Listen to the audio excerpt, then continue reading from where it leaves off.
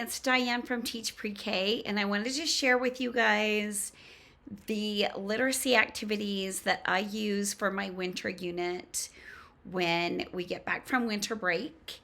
Um, a lot of these activities I've done years and years and years, and I can always find what I need to fit into what kind of week we have. We have a 4-day week this year, so I have more than what I need, but hopefully you'll find some really good ideas and inspiration here. Thanks. Okay, this is another clothespin activity. So it brings in the fine motor skills, and it is just letter matching. So you've got a lowercase letter and you want to put a clothespin on the uppercase letter. And the thing I like about this is I can sit at a table with a bunch of clothespins in the middle of a table full of kids, and they'll each have a stack, and they can work on these independently. I'm there just to kind of coach them along. What I'll usually do is let my pre-K do all the letters because they're ready for that. And my 3-year-olds, I will do the letters that we've learned plus first letters of everybody's name. And that seems to be good enough. And we're about halfway through the alphabet right now. And some of those are their first letter. So it's not like so many that it's overwhelming, and they feel good because they know a lot of these letters and they can actually accomplish this. And I'm just there to remind them, like, what does that uppercase F look like? It looks a lot like that. Do you see any of these that look a little bit like that? Yeah, that's uppercase F, because they don't always know, and that's okay. This is playing a game and doing an activity to just reinforce what these letters look like. That's it. Once they're in pre-K and we're halfway through the year, I really want to see what they know. So I can even do a quick assessment with this when we get back, just to kind of see where they are, because I will definitely have this in my first week's schedule. The thing I like about this literacy activity is there are 2 ways to play. I can match mittens. If you see, I cut the mittens out and I put a little hole punched in the middle. And I also cut out hats, and I punched 2 holes on either side. So you can use the same math links that we did with our snowflake counting activity if you watch the math portion. So what I can do is I can use this just as a letter matching game if I want, and they can just link the mittens. Or I can do it as a letter and sounds game. I could go astronaut. What sound does that make? What letter makes that sound? Let's see. And then they can attach the letter that corresponds with that sound. And there's kind of a built-in hint. The blue polka dot hats go with blue mittens. The purple stripe hats go with pink mittens. I don't know if the kids will catch on to that, but some of them will.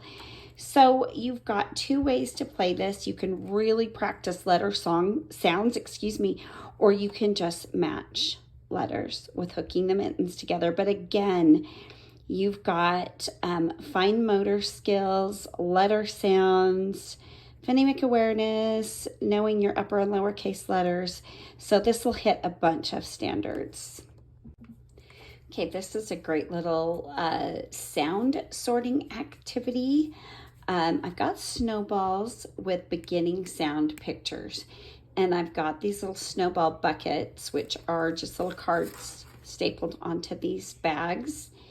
And this is where we're going to sort our letter sounds. I just have A, B, and C right now just because of space and time. But we would look at the snowball and it's ant, A, banana, B, bear, B, alligator, A, cookies, C, carrots, C, B, box, B, astronaut, A. Cake, K, C. Boat, B, B. Ball, B, B. Cat, K, C. Apple, A. So you just kind of go through the letters and make the beginning sounds. There are some that are a little trickier, like I, and some of the other vowels where they will have to have a little review on how some vowels or some letters have more than one sound, and some letters such as C, I didn't have any that weren't a hard C, make a hard sound and a softer sound. There just were not enough letters, like little pictures that made just the one sound, especially when it came to like U. So we've got like unicorn, umpire, umbrella, things like that. But you're a teacher, you know how to work it out. So this is a rhyming literacy activity, and I've got this whole deck of rhyme and match cards. I've taken just a few out so I can show you a couple different ways that I might play the game. So what I might do is put some face up and put the other ones into like a draw pile. So let's just do these for giggles. And then I'll either hand the kids or have the kids pick a card, and it is rain. Here's the word rain, and we'll go through like what rhymes with rain. Rain man. No, not really. Rain, ring. Well, they both have that same beginning sound. Rain, train. Rain, train. Yeah, those sound alike. And they can either put that on top or they can take it to take a match. And then you do that, you draw another card, and it would be like can hat. No, can ring. No, oh, can man. And you do the same for bat ring. No, bat hat, king ring. Another thing you can do is play this like a memory game. So they have to turn over matches, which I think is a little bit advanced. I don't think I would do that for any of my classes. Or you could spread these like around the room or give them to another person, and they've got to go find their partner, or they've got to go find the match in the room. The first way I showed you is probably the way I would play it with my pre-K class. I would not play this game with my 3 to 4 year olds. It's just, wow, very few of them would be able to understand and hear rhyme at this point of the year. Maybe toward the end of the year, I'll bring out some rhyming activities for them because some can definitely hear it. But I just know that they're going to get frustrated and bored, and it's not going to be fun for them. So I'll keep this for my pre-K. Okay, all of my lesson plans always have like a little emergent reader to color. So when I give these to the kids, we go over what each page says. Winter is fun. Throwing snowballs is fun. Skiing is fun. Skating is fun. Sledding is fun. And then I have the kids color. Some love to color these and really take their time. Others will do a slapdash job and then go play, and that's fine with me. I just take what they've done and I pick it up and I fold it. So I'll show you one that's colored. So this one is colored, and you can tell by the marks it's been folded, but we fold it in half first and then in half, and you've got a little book called Winter is Fun that they can go home and look at the pictures. And because they all are just like a verb and is fun, and the verb is what the picture is, they can read this to their families. Okay, this is a little Find the Snowman game. And I've got these little snowmen. I usually just only use 4 and have a group of 4 kids. So however many kids I have in my group is the number of snowmen that I'd use. This is just an array of 6 letters. I would not use every letter of the alphabet because I think the array would just be way too big. I'm going to move this down a little bit. But the idea is to take maybe half the alphabet and then the next turn do the second half if you want them to like be exposed to all the letters. Or you can just pick the letters that you've learned or the letters of everybody's name or both, whatever you want to do. But let's say I have 3 kids, so I'm choosing 3 snowmen. I'll have them turn around and then I am going to hide the snowman under these letters. And then when they turn back around, I tell them, because this is a letter identification game, I want to see what letters they know. I have these in lowercase letters as well. But what I want them to do is not touch the letter cards. They can say the letter or they can point to the letter. If they don't know it, then I will say it. So they're pointing to it and I'm like, oh, B, that's a B.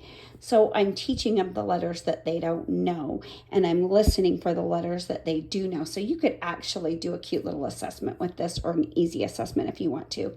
But first person takes a turn and they choose this one. Oh, that's the letter F. So I pick it up. Yes, they get a snowman. Now, because there's 3 snowmen, 3 kids, they're going to keep their snowman and not have another turn until everyone has a snowman. Then we'll re-hide the snowman. Next kid comes and he says E. Nope. So yeah, I'm just going to flip them.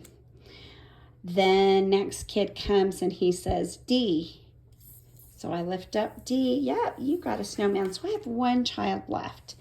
And they're going to point to a letter C. Nope. So I flip that. And then B. They found a snowman. Now everyone has a snowman. And at this point I might say, what is the last letter that's up there? What's the letter no one chose? A.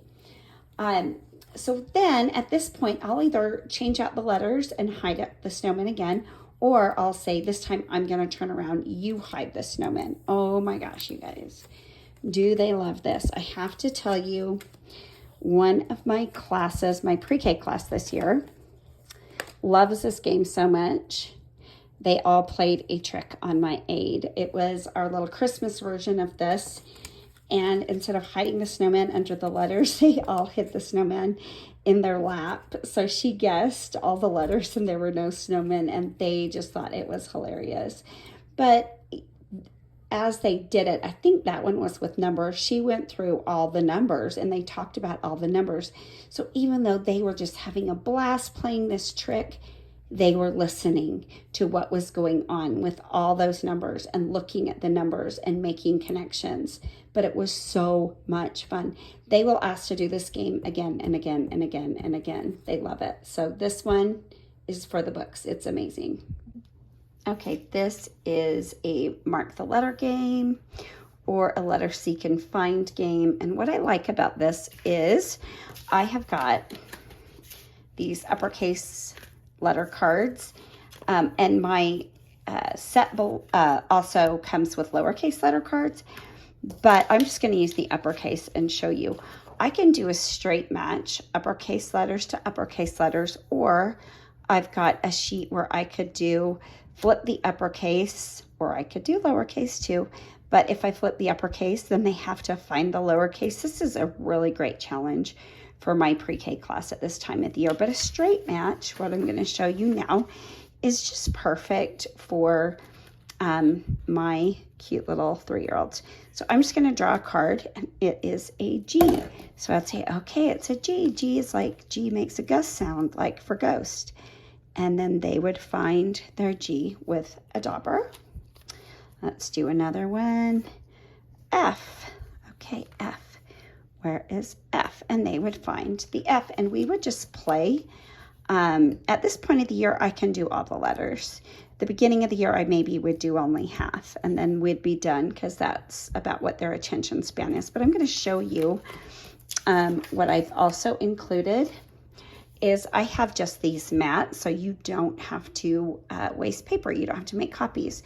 And they are both in the lowercase and the uppercase. So just for giggles, let's do the lowercase. And I always like to use like some kind of marker. These clear buttons are great because then I can see if the kids got it right. So we draw an A And we're going to take our button and we're going to try to find our lowercase a. Where did it go? There it is. And then we have got, that's the letter I. What does lowercase I look like? Aha, I found it right there. And then a C, and so on and so on. And you can do straight match, uppercase to uppercase, lowercase to lowercase, or you can do it the way I just showed you here for a little extra challenge. Okay, here's my newest freebie called the Plunge. We have got, it's the cutest game, you guys. We've got penguins, narwhals, and polar bears, all with lowercase letters on their cute little belly. So I'll stick those right here. And then I've got these fun little red cups and these little floating little chunks of ice with a hole in them. What we're going to do is we are going to put the ice on the cup like this. So when you get them, you print them. You can laminate them if you want. This one is not laminated, but you cut out the circle that is there for you, and you can put this cup on it. If they slip, I would put like a thick rubber band or maybe some tape or something to hold it in place. So I'm just going to do about 4 of these. So here's B, C, and D. So my goal this year, holy moly, these are falling everywhere, is to make my math and literacy centers even more playful than they've ever been. So I have been brainstorming. So I'm going to set these out. I might set these around my rug on the corresponding letters. But here's what you can do. If you're doing a unit on polar bears, you can just use the polar bears. If you're doing a unit on just penguins, use just the penguins, or narwhals, or ocean, Arctic animals, do that. But here's the thing I was thinking. So I have these set out, and the kids pick a letter, and then they dive into the cup. So we've got the polar bear with an A, and he dives into the cup. And they can do that from a standing position. And here's a B. See if they get in there. If they don't get in there, they can try again. Dive. Dive. So this is my little polar plunge. And I'm leaving a link so that you can get this freebie if you want it and use it for your winter or polar animals unit. But we do all the letters A through Z. They should fit on just your standard sized red Solo cups. But how much fun is that? So much more fun than just finding the iceberg and matching the letter. I can't wait to do this with my kids. I hope you liked all those activities. Even though that last activity is a polar animals activity, I'm going to give you the link for it here because it's free and it's super fun, and I know you're going to love it for your class. I'll probably have it in my polar animals video as well. But just click on the link for my lesson plan if you're interested in any of these. I also have these broken down into math and literacy, but the lesson plan comes with classroom posters and gosh, I think 5 or 6 different craft ideas too. So I hope you enjoy it, and good luck starting school again after break.